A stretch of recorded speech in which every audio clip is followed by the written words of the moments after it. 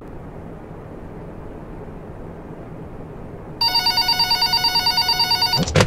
evening, Richard. I hope you're well rested and ready for another night shift, yeah? I talked to a co-worker again today about your situation as the night guard and everything, and, you know, she insisted that you had the right to know more about this place, and of course you do. So, you know, after the three establishments, the cafe, the microgame company, and this factory, the owners and the workers disappeared in 2007, as I mentioned, but it has been rumored that a thief may have been responsible for the disappearance. It is said he was breaking into the factory to steal the secret recipe, you know, that I mentioned to you. Based on witnesses and the fact that Wario's mascot costume is still missing. It was a costume of himself, pretty much, a big costume, pretty much, that he used for, mascot purposes, commercials and stuff. And we still haven't found it yet, even 7 years later now. Based on that, it is believed that this hypothetical thief used this very costume, because it is said that the thief, he took the lives of the 5 in the process. Actual murders, you know? But as I mentioned, no bodies has ever been found. We do not know for sure if the thief killed them or if something else happened, because the thief himself also disappeared, never to be seen again. 6 missing people, Richard. It's all a mystery. The thief is speculated to have been a man named Bruno Gates, to be exact. The only evidence we have for that is his wife, Dolores Gates, I think her name was. She reported her husband missing around the time of this incident, so, you know, you can make the connection that maybe it was the same guy? Of course, these are only rumors, yeah, but if we're being honest, that's why the door mechanic was installed in our office in the first place. We don't want anything like that to happen ever again. I hope this won't scare you away, yeah? So we did some digging today in the factory. Quite literally, actually. There are depths of this cellar that are unsafe, and they are blocked off, presumably by Wario himself when he was alive. But we found remains of Wario, Waluigi, and the 3 known factory employees. Diaries, lunchboxes, toolkits, and the like. As for the employees that went missing, being 2 brothers named Mario and Luigi and a woman named Peach, we haven't found that much of interest yet. However, we tried reading through some of the diaries from the 2 owners, or at least what's left of them. The diaries are all torn up and dusty, and much of the ink can't even be read anymore. But we did manage to make out some of Wario's latest entries in his diary, where he basically talks about how he's very happy with the status of the factory, I can see. Yeah. And according to a line here, it is much thanks to the insane profits they made from WarioWare, as he writes, which allowed them to invest much more money in this factory. Waluigi's diary was interesting for me personally. It seems like the 2 of us have had a similar experience. A certain type of dream, to be exact. You can understand my surprise, I'm sure. This factory is quite strange, don't you think? Or is that just me? Like a subtle wind that doesn't feel familiar is blowing through these corridors. I wonder if your father too felt the same when he chose to fund this reopening. Or if it's all just in my head. It's late now. I'm rambling again, sorry. Forgive me, Richard. Tell me if you have any questions, yeah? Have a good night.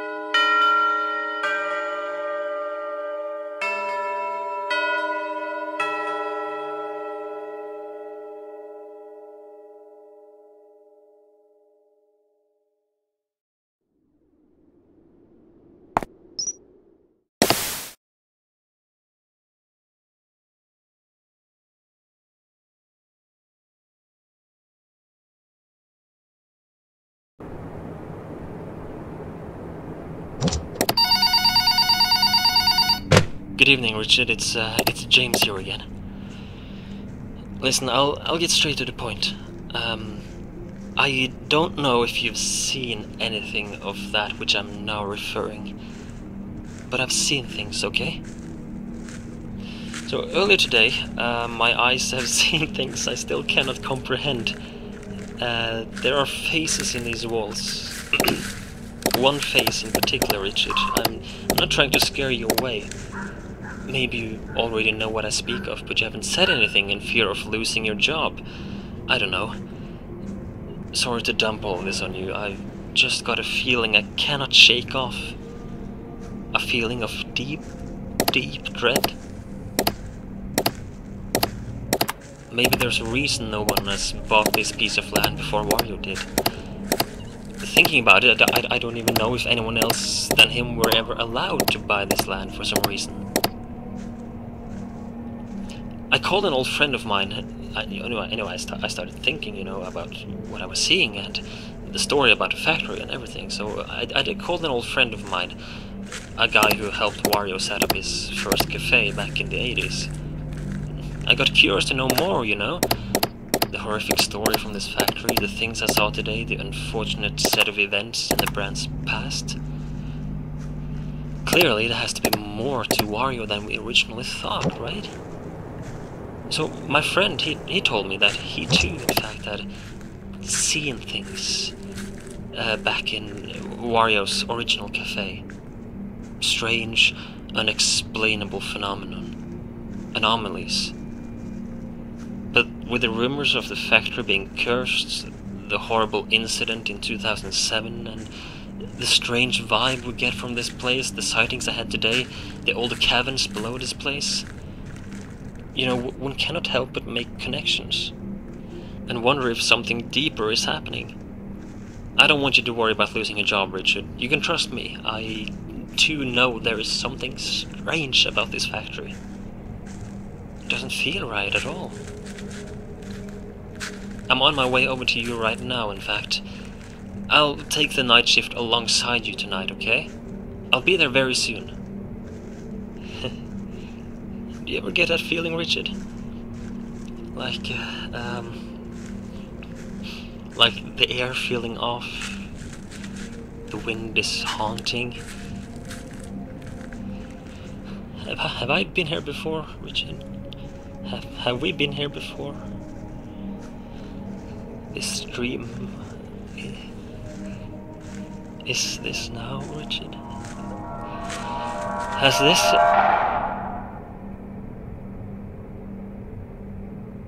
So cynical. nauruja. Nauruja. Hyra. Ressifainen väri. Siehmet rahilussa nähdyinä nauttiussa. Nousinat. Ja sirvennä skinnuorpikja.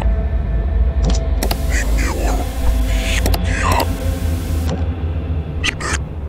Snifnirfas, nauvenirfasen. Hengiorpikja.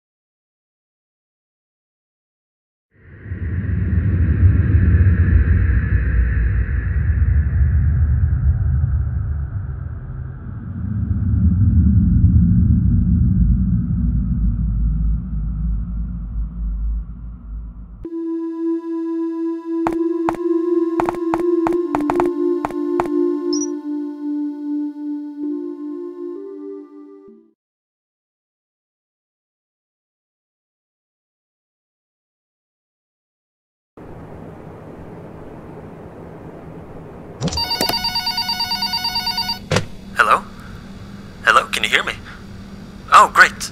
Well, welcome to Wario's, your new summer job. You are actually the first person to work on this location as a night guard after the reopening, so we really hope you enjoy your new job.